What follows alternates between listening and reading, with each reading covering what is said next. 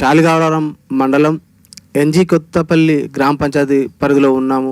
BRS party గ్రామశాఖ అధ్యక్షులు నూనె ముంతల ఆంజనేయులు గౌడ్ గారు మనతో పాటు ఉన్నారు. నమస్కారం సార్. మీరు బీఆర్ఎస్ పార్టీలో ఎంతకాలం నుంచి పనిచేస్తున్నారు? బీఆర్ఎస్ పార్టీని ఎలా బలోపేతం చేస్తున్నారు సార్? సరే, ఇప్పుడు నేను టీఆర్ఎస్లో 5 సంవత్సరాల నుంచి కొనసాగుతున్నా. మరి మా ఊర్లో ఇప్పుడు గ్రామశాఖ అధ్యక్షుని ప్రజెంటు. మరి వచ్చేది స్థానిక సంస్థ ఎన్నికల్లో కాంగ్రెస్ పార్టీ మరి ఎటువంటి స్థానిక సంస్థ ఎన్నికల్లో సర్పంచులు గెలవాలి, ఎంపీటీసీలు గెలవాలని అన్నీ కాంగ్రెస్ మాయమాటలు చెప్తుంది. ఏం లేదు, ఇంతవరకు గవర్నమెంట్ వచ్చి 2 సంవత్సరాలు కావచ్చింది. మరి ఇంతవరకు ఇందిరమ్మ ఇండ్లు అన్నారు, కొత్త రేషన్ కార్డులు అంటున్నారు, కొత్త పింఛన్లు అంటున్నారు. ఇవన్నీ ఇంతవరకు ఏది సాధ్యం కాలేదు.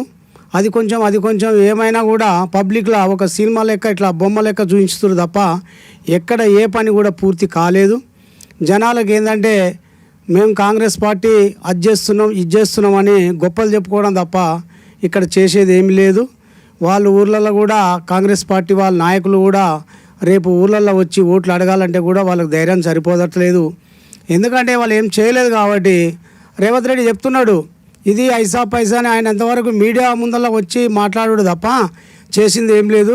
కాంగ్రెస్ వాళ్ళు కూడా మేము అది చేస్తాం ఇది చేస్తాం, మేము ప్రతి ఒక్కటి పోయిన గవర్నమెంట్ ఏం చేయలేదు, ఏ గవర్నమెంట్ ఏం చేయలేదు, ఈ ప్రాజెక్టులు ఆ ప్రాజెక్టులు అని అన్ని పాతేది కొడుతురు తప్ప చేసేది మేము ఏం చేస్తాం, మేము చేయబోయేది కూడా ఏం చెప్తలేరు. వాళ్ళు ఏమున్నా కూడా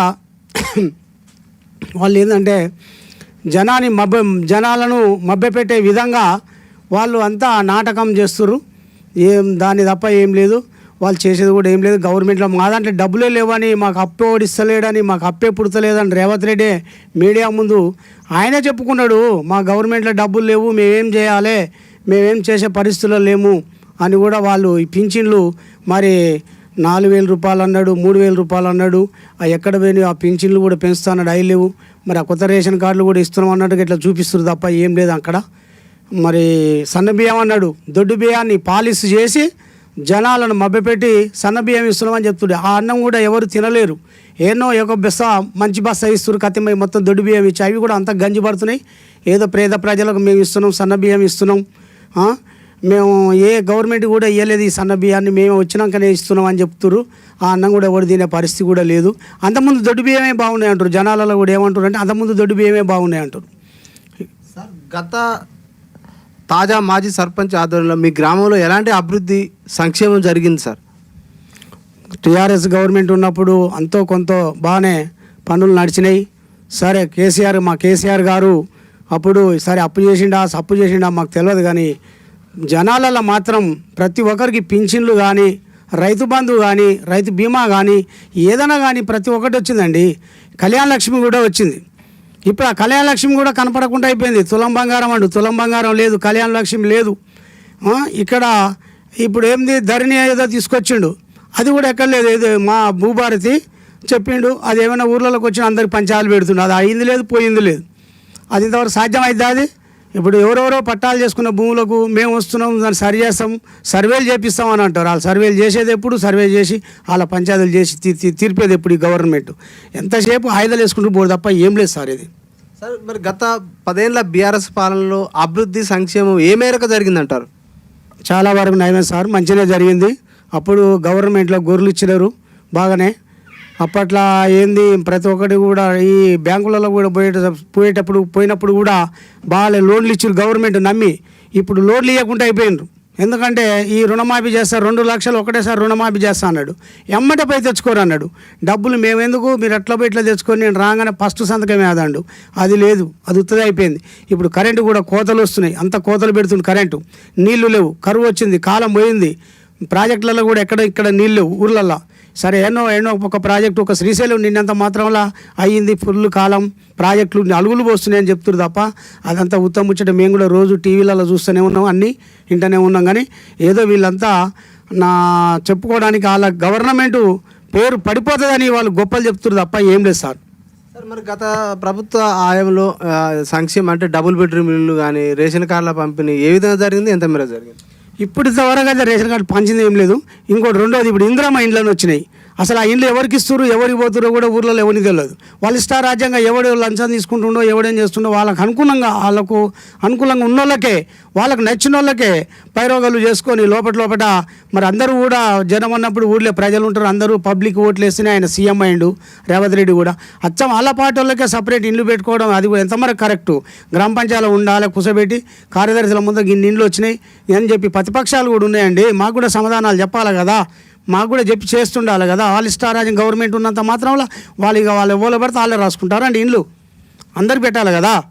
సార్ మరి మీరు ఇంత సంక్షేమం ఇంత అభివృద్ధి చేసినాం అంటున్నారు గత 10 ఏళ్లలో, మరి మీ పార్టీ అధికారం రాలేకపోతే మీ ఎమ్మెల్యే ఓడిపోవడానికి కారణం ఏమి ఉంటుంది? మా ఎమ్మెల్యే ఓడిపోవడం కారణం ఏముండదండి, సరే జనం పబ్లిక్ మార్పు తీర్పిచ్చిర్రు, దాన్ని మేము కాదంటలేము. ఇప్పుడు కొన్ని సంవత్సరాలు కాంగ్రెస్ గవర్నమెంట్ ఉండొచ్చు, కొన్ని సంవత్సరాలు టీఆర్ఎస్ గవర్నమెంట్ ఉన్నది. సరే జనంలో మార్పు అనేది కావాలనుకుర్రు, మార్చిర్రు, అంతే తప్ప ఏం లేదు. మళ్ళీ వచ్చేసారి మాత్రం కళ్ళు మూసుకున్న మా బీఆర్ఎస్ కంపల్సరీ గెలుస్తుంది. మళ్ళా మా ముఖ్యమంత్రి కేసీఆర్ గారు అవుతాడు, దాంట్లో అంత వెనకపోయే అవసరం ఏం లేదు. సార్ మరి ఇప్పుడు ప్రజెంట్ ప్రభుత్వ ఆధ్వర్యంలో ఎలాంటి సంక్షేమం అభివృద్ధి ఈ ఎమ్మెల్యే గారు ఆధ్వర్యంలో కానీ ఈ నియోజకవర్గంలో ఎలాంటి అభివృద్ధి కార్యక్రమాలు జరుగుతున్నాయి? ఈ ఎమ్మెల్యే వచ్చినాక ఏముందండి, ఏం లేదు. ఏమనంటే నేను దళితుడిని అంటాడు, నాకేం డబ్బులు రావట్లేవు, గవర్నమెంట్లో లేవని చెప్తాడు. ఆయన ఏమన్నా ఇది చేస్తే ఆయనకు పైనుంచి వచ్చినే ఇస్తాడు తప్ప ఆయన ఏం చేసేది ఏం లేదు.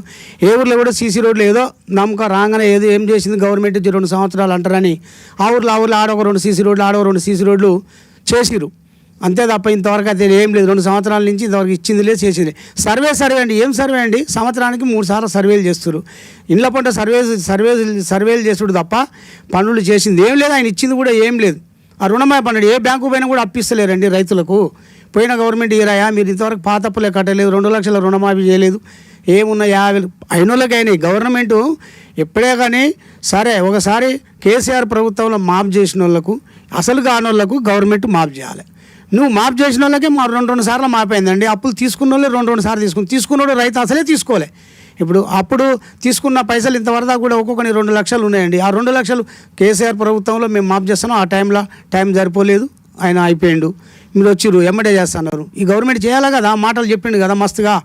ఏదండి కళ్యాణ లక్ష్యం లేదు, తులం బంగారం లేదు, బ్యాంకుల అప్పులు ఏది లేదు, అంత అవుతుంది. 18 నెలలు అవుతుంది సర్పంచ్ల కాలం ముగిసిపోయి, అంటే స్పెషల్ ఆఫీసర్ అంటే ప్రజలు స్పెషల్ ఆఫీసర్ తెలియదు అంటున్నారు. గ్రామాభివృద్ధి కుంటుపడిపోయింది, కేంద్ర నిధులు అయిపోయినట్టు. ఎక్కడ చెప్పలేదు, ఎలక్షన్లు ఎందుకు పోలేకపోతున్నారు? ఇప్పుడు కేంద్రం గురించి మీరు పోయి కొట్లాడాలండి. మోడీ కాడ అధికారం మీరు పైన లేరు కాబట్టి ఖచ్చితంగా మీరు పోయి అడగడంలో తప్పులేదు. అమ్మాయినా కూడా అడగని అన్నం పెట్టదు అంటారు. ఏ పార్టీ అయితే మనకు కావాలి, అభివృద్ధి కావాలనుకున్నప్పుడు నువ్వు రేవంత్ రెడ్డి గారు అక్కడ మోడీ దగ్గరికి పోయి ఢిల్లీకి పోయి నువ్వు బీజేపీలతో కూర్చొని మాట్లాడుకొని నీకు నిధులు తెచ్చుకొని నువ్వు నీ రాష్ట్రాన్ని నువ్వు బాగా చేసుకోవాలండి. మాకు బీజేపీ వాళ్ళు ఇస్తలేరు, మాకు సెంటర్లో లేదంటే దాన్ని మేమేం చేస్తాం, మేము సెంటర్లో చేసేటోళ్ళం మేము కాదు కదా. ఇప్పుడు మా ఊర్లో ఇప్పుడు కనీసం రేవంత్ రెడ్డి గెలిచిన కాంచి చెత్తబండి తిప్పిన కాలం లేదండి. ఇవాళ గ్రామ పంచాయతీల ఒక్క నిధులు లేవు, ₹1 లేదు, మా జీతాలు లేవని చెప్తున్నారు. కార్యదర్శి కాడికి పోతే కార్యదర్శి ఏమంటున్నా అంటే నా జేబులోకి వెళ్ళి రూపాయలు పెడుతున్నాయా, నేను నా సొంతం జీతంలోకి వెళ్ళి పెడదామంటే కూడా రూపాయి లేదు, నా ఇంట్లోకి వెళ్ళి తీసుకొచ్చి పెడుతున్నాం, మా జీతాలే రావట్లేవు. ఇంట్లో మాకు మున్సిపాలిటీలో పనిచేసేటోళ్ళకి కూడా పైసలు లేవు సిబ్బందికి. ఇలా కనీసానికి బుగ్గలు పోతే కూడా బజార్ల పంట పట్టించుకునే పరిస్థితి లేదు, గుంతలు అయితే కూడా ఏమన్నా మట్టి పోసే పరిస్థితి లేదు. మరి ఏంది ఆ చెత్తబండి తిప్పలేరు? అప్పుడు కేసీఆర్ ఉన్నప్పుడు మరి చెత్తబండి ఈ మోపునే తిరిగింది. కనీసానికి మీరు 4 రోజులకు ఒకనాడు తిప్పంటే 4 రోజులు కాదు, అసలు నెలకు ఒకనాడు కూడా తిప్పే పరిస్థితి లేదండి. ఇలా మాకు డీజిల్ లేదు, మేము ఎడ తెచ్చిపోయాం, మా జీతాలు లేవు అని మొత్తుకుంటుండ్రు సార్. మరి సార్ మీ గ్రామంలో ఎలాంటి సౌకర్యాలు ఏమితో ఉన్నది, మీ గ్రామంలో ఎలాంటి అభివృద్ధి కార్యక్రమాలు జరగాలి, ఏమేమి సమస్యలు ఉన్నాయి, ఆ సమస్యలను ఇప్పుడున్న ఎమ్మెల్యే దృష్టికి ప్రభుత్వం తీసుకుపోయారేమో? ఎమ్మెల్యే దృష్టికి మేము ఇక్కడ ఉన్న పబ్లిక్లు చెప్తూనే ఉన్నారు. మా ఊర్లో ఈ ఊర్లే కాదు సార్, మా మండలంలో కూడా ఎక్కడ కూడా ఏడ అభివృద్ధి ఏం జరగలేదు. మా మండలానికి ఆయన పెట్టింది కూడా ఏం లేదు, మా ఊరికి కూడా పెట్టింది ఏం లేదు. మొన్న అన్నది కూడా 2 సీసీ రోడ్లు పోసేది తప్ప నామకాస్తాయి ఇవి. ఇప్పుడు మా ఊర్లో చాలా సమస్యలు ఉన్నాయి. పబ్లిక్ వాటర్ సమస్య ఉందండి. ఇప్పుడు అంతకుముందు మన ఏది సాగర్ నీళ్ళు అనేది వచ్చేది, ఆ సాగర్ నీళ్ళు సరిగా రావట్లేదు ఊర్లే, మంచినీళ్ళు ఇబ్బంది అవుతుంది పబ్లిక్. ఆ సాగర్ నీళ్ళు రావట్లేదు, కొన్ని రోడ్లు బాగాలేవు, ఊర్లో ఆ లైట్లు బాగాలేవు, బజార్లో లైట్లు లేవు చక్కగా, అవి పట్టించుకునే నాదులు లేదు. కార్యదర్శిని అడిగితే మాకు మొత్తం రూపాయి జీతాలు లేవు, మాకు నిధులు లేక మాకే ఇబ్బంది అవుతుంది, మేమేం చేయలేమని వాళ్ళు చేతులు ఎత్తేస్తారు సార్. సార్ ఇటీవల భూభారతి చట్టం వచ్చింది, ఆ చట్టం ద్వారా రైతులకు ఆ రెవెన్యూ సమస్యలు తీరే అవకాశం ఉందంటారు? ఏం తిరుగుతుంది సార్, అది ఏం చేయలేరు వీళ్ళు. సర్వే అంటే ఎన్ని భూములని సర్వేలు చేస్తారు, ఏడ రాస్తారు వీళ్ళు ఇంతవరకు మొదలే పెట్టలేదు అది. ఇప్పుడు ఆ భూభారతిలో కూడా అంతా అవకతవకలే ఉన్నది తప్ప అందులో కూడా ఏం అయ్యేది ఏం లేదు, దాంట్లో కూడా ఏం చేయలేరు. సార్ గత ప్రభుత్వ హయాంలో విఆర్ఓ వ్యవస్థ తీసేసారు, అవినీతికి అంటే పాల్పడరు వాళ్ళు, అంటే భూ సమస్యలు ఎక్కువ ఉత్పన్నమైనవి. ఇప్పుడు విఆర్ఓ వ్యవస్థ తీసుకొస్తా అంటుంది ఈ ప్రభుత్వం, ఎట్లా ఉంటుంది? ఇంకా తీసుకొస్తే ఇంకా దారుణంగా ఉంటుంది ఇది. మళ్ళీ మొదటి కాలం వస్తుంది. అప్పుడు మళ్ళీ కాంగ్రెస్ గవర్నమెంట్లో ఈ కార్యదర్శులు ఎంఆర్ఓలు వీళ్ళంతా ఉన్నారు సార్. అప్పుడు ఏది మన ఈ డిప్యూటీ ఎంఆర్ఓ అని ఇవన్నీ మళ్ళీ మొదలు పెడితే ఈ భూ సమస్యలు ఇంకా మళ్ళీ ఎక్కువైతే కానీ తక్కువ కావు. ఎందుకంటే ఇప్పుడు ఉన్నదే మంచిగా ఉన్నది. ఆన్లైన్లో కంప్యూటరు ఎవరి భూమి ఎవరికి ఎక్కాలో కూడా ఏమన్నా తప్పులు తేడాలు ఉంటే డైరెక్ట్ పోయి ఆ రైతు ఈ రైతు పోయి ఆడ కూర్చొని చేసుకుంటారు. ఇప్పుడు నీది నాకు రాస్తున్నారు, నాది నీకు రాస్తున్నారు. అప్పుడే మొదలవుతుంది ఇది. డబ్బులు తీసుకొని అంతా కింద మీద చేస్తారు తెలియకుండానే. అప్పుడే ఇది మళ్ళీ మొదటికి వచ్చింది. ఇది ఇక చేసింది ఏముంది ఇలా. ఇప్పుడు ఇదే మన కేసీఆర్ ప్రభుత్వంలో మంచిగా ఉందండి. ఎవరి భూమి వానికి ఉంది, పాస్బుక్లోనే రెడీగా ఉన్నాయి కొత్త పాస్బుక్లు. ఇప్పుడు నీది నాకెక్కించుడు నాది నీకెక్కించుడు లంచాలు తీసుకొని మళ్ళీ అంతా మొదటికి వచ్చిందండి. ఏం చేస్తారు సార్ దానికి? త్వరలో స్థానిక సంస్థల ఎలక్షన్ రాబోతుంది. ఎలక్షన్ ఏదైనా కూడా ఓటు అనేది పవిత్రమైనది. ఆ ఓటుని మద్యానికో మనికో ప్రలోభాలకు గురవుతుండ్రు ప్రజలు, ప్రలోభాలకు గురి చేస్తున్నాయి పార్టీలు కూడా. మరి ఎలాంటి వ్యక్తిని ఎన్నుకోవాలంటారు? ఈ ప్రలోభాలకు గురి కాని ఓటర్లకు మీరు ఎలాంటి చైతన్యం రావాలంటారు ఓటర్లు? జనాలు వీడు మంచోడని వేస్తున్నాం, ఆడు మంచోడని వేస్తున్నాం, అందరూ అవినీతికి పాల్పడొద్దు అనేది పబ్లిక్ ప్రజలు కూడా కోరుకునేది ఏంటంటే గ్రామాలు అభివృద్ధి చెందాలి, మారుమూల గ్రామాలు మంచిగా బాగుపడాలంటే అవినీతి లేని నాయకుడు కావాలంటే అధికారులు గవర్నమెంట్ ఎప్పుడే కానీ ఈ అవినీతి అనేది అంతం చేసినప్పుడే దేశమైనా రాష్ట్రమైనా గ్రామాలైనా బాగుపడతాయండి. అధికారులకు ఎక్కువ దీనివల్ల ఇబ్బంది అవుతుంది, నిర్లక్ష్యం. దీనివల్ల అవినీతి అనేది జరగకుండా చూడాలంటే గవర్నమెంటే తీసుకోవాలి దాని చట్టం. సార్ గత ప్రభుత్వ హయాంలో బెల్ట్ షాపుల నిర్వహణ అట్నే జరిగింది. ఇప్పుడు కూడా ప్రభుత్వంలో బెల్ట్ షాపులు అట్నే కొనసాగుతున్నాయి. దానివల్ల ఎన్నో కుటుంబాలు తాగుడుకు బానిసమై చిన్న భిన్నం అయిపోతున్నాయి. ఈ బెల్ట్ షాపుల నియంత్రణ ఏ ప్రభుత్వాలు చేయట్లేదు. మరి ఎట్లా సార్ ఈ నియంత్రణ చేయాలి, ఏం చేయాలి? వాస్తవానికి మంచి ప్రశ్న అడిగారు సార్. ఇది నిత్యం వరదలై పారే ప్రశ్న. ఇది ఏమవుతుందంటే ఈ ఊళ్ళల్లో బెల్ట్ షాపులు అనేది తీసేయాలి వాస్తవంగా కూడా. దీనివల్ల ఏమవుతుందంటే ప్రతి ఒక్కడు తాగుడుకు అలవాటు అయ్యి కూడా సంసారాలు కూడా ఇబ్బందుల పాలవుతున్నారు. వాడు పొద్దున్న కష్టం చేసి కూడా వచ్చిన పావులు కూడా ఇంటికి తీసుకుపోయి ఇచ్చే పరిస్థితి లేదు. అయితే వీళ్ళు నడి రోడ్ల మీద, మెయిన్ రోడ్ల మీదనే బెల్ట్ షాపులు, ఇది బీర్ షాపులు పెట్టి, వైమ్సులు పెట్టి తాగమంటారు. తాగి బయటకు వెళ్ళంగానే ఊదమంటారు. ఊదకుంటే వాడు ఫైన్ కట్టంటాడు, కోర్టుకు రాస్తారు. వీళ్ళు తాగమని రోడ్ల మీద పెట్టేది ఎందుకు, వాళ్ళను ఊదమనేది ఎందుకు, పోలీసు వాళ్ళను ఫైన్లు కట్టమనేది ఎందుకు పెట్టింది? ఇది మొత్తం బంద్ చేయాలి. అసలు తాగుడు అనేది లేకుండా బతకరానండి జనం. అసలు బీర్ షాపుల వాళ్ళు మొత్తం బీర్ షాపులో బంద్ చేయాలి, రద్దే చేయాలి. మొత్తం మంద అనేది ఉండదు రాష్ట్రంలో. ఈ ఊర్లలో బెల్ట్ షాపులు కూడా మొత్తం రద్దు చేయాలి, అవసరం లేదు. దీనివల్ల చాలా నష్టపోతున్నారు జనాలు. సార్ యువత కూడా ప్రధానంగా అంటే డ్రగ్స్కు, మద్యానికి, బెట్టింగ్లకు పాల్పడి వాళ్ళ జీవితాలు ఆత్మహత్యలు చేసుకుంటూ అక్కడక్కడ అసాంఘిక కార్యక్రమాలు కూడా జరుగుతున్నాయి. వాళ్ళ జీవితాలు కూడా చిన్న భిన్నమవుతున్నాయి.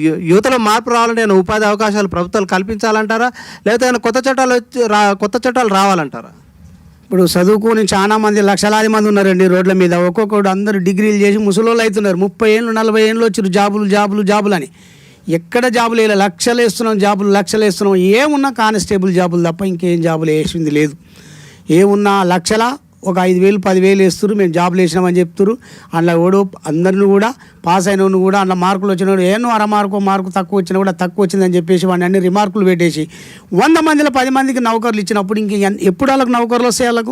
వాళ్ళు నౌకర్ల కోసం ఏజ్ అంతా బార్ చేసుకుంటూ పెళ్ళిళ్ళు చేసుకోకుండా కూడా చాలామంది ఉన్నారండి. జాబుల కోసం ఎదురు చూసుకుంటూ వాళ్ళకు ఉపాధి లేకనే రోడ్ల మీద తిరుగుతున్నారు, తాగుడుకు బానిసలు అవుతున్నారు. వాళ్ళకు ఏంటంటే జాబులు లేకనే ఈ గంజాయని, ఈ డ్రగ్స్లని ఇవన్నీ మద్యానికి అలవాటు అయ్యి మొత్తం పబ్లిక్ యువకులు, చదువుకున్న యువకులు మొత్తం ఖరాబ్ అవుతుంది. కాబట్టి దాని మీద కూడా గవర్నమెంట్ దృష్టి పెట్టి వాళ్ళకి ఎంతో కూడా ఏ ఆఫీసులలో కూడా ఇప్పుడు కనీసానికి ఎంఆర్ ఆఫీసు కానివ్వండి, ఇప్పుడు ఐబీ ఆఫీసులలో కానివ్వండి, చాలామంది అటెండర్ పోస్టులు చాలా ఖాళీ ఉన్నాయి. నాకు తెలిసినంత వరకు నేను ఐబీలో కనీసానికి 20 సంవత్సరాల నుంచి ఒక కాంట్రాక్ట్గా చేసాను. నేను కూడా మేది మన నీటి సంఘంలో నేను శాలిగౌరవరం ప్రాజెక్టుకు వైస్ చైర్మన్ని. నేను 2005 సంవత్సరంలో నేను వైస్ చైర్మన్గా గెలిచిన. ఇప్పటికి కూడా ప్రజెంట్ నేనే కొనసాగుతున్నాను శాలిగౌరవరం ప్రాజెక్టుకు. మరి దాని మీద కూడా ఎంతోమంది మా కాలువ మీద, శాలిగౌరవరం ప్రాజెక్టు కాలువ మీద నేను గెలిచినప్పుడు మినిమం 6 ఉన్నారండి. అంతకుముందు 8 మంది ఉన్నానంట. ఇప్పుడు 6 ఉండే. ఇప్పుడు 6 కాదు, ఒక్కరు లేరండి. ఇప్పుడు తూములు మేమే చైర్మన్లమే తీయాలి, తూములు మేమే చైర్మన్లమే కట్టాలి. ఎక్కడ కూడా సెటర్స్ కూడా లేవండి. అంత పెద్ద ప్రాజెక్ట్ ఇక్కడ 6,000 ఎకరాలు పడుతుంది మా శాలిగౌరవరం ప్రాజెక్టు. నీళ్ళ ఏరియా మంచిగానే ఉంటుంది.